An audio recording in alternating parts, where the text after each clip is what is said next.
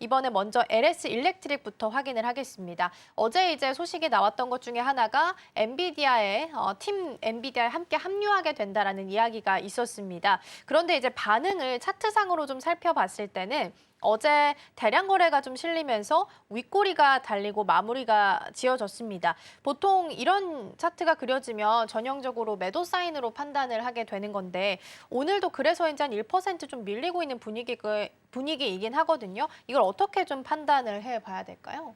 사실 이제 지금 시장의 영향이 좀 크지 않나라고 보고 있고요. 사실 LS 일렉트릭 같은 경우에 워낙에 뭐 이전부터 좋은 종목이다라고 말씀 좀 드렸었고요. 여기서 지금 추가적으로 이제 엔비디아도 손을 잡는 이런 그러니까요. 그림들이 나오고 있죠. 사실 이거는 좀 기회로 저는 보셔야 된다라고 좀 판단이 됩니다. 왜냐하면 이제 수급을 보면 아실 수가 있는데 LS 일렉트릭 같은 경우에 사실 어제까지만 하더라도 지속적으로 이제 외국인들의 매수세가 좀 들어오고 있는 상황이라고 보시면 될 것 같고요. 결국에 이제 엔비디아 쪽에 그 냉각기기에 대한 전력을 공급을 한다라고 한다면 앞으로 이제 빅테크 관련주들과 또 한 번 엮일 수가 있는 부분들이기 때문에 어떠한 그런 생태계적으로 좀 많이 변할 수 있는 지금 구조를 가지고 있다라고 보시면 될 것 같고요. 여전히 이제 그 엔비디아 그리고 이제 우리 빅테크 기업들을 좀 보게 되면은 지금 전력 공급에 대한 어떤 부족 현상들이 좀 지속이 계속해서 좀 되고 있다라는 겁니다. 그래서 이런 전력기기들은 결국에 반도체주들이 올라가면은 같이 따라갈 수밖에 없는 그쵸. 이런 구조를 좀 가지고 있고요. 엔비디아와 손을 잡으면서 그 규모 자체를 지금 훨씬 더 좀 확장을 할 수 있는 어떤 기회를 좀 볼 수 있기 때문에 이런 전력기기 관련주들은 저는 이제 기술적으로 보시기보다는 좀 펀더라든지 어떤 내용적인 측면에서 접근을 하시는 게 좀 맞지 않나라는 말씀 좀 드리겠고요.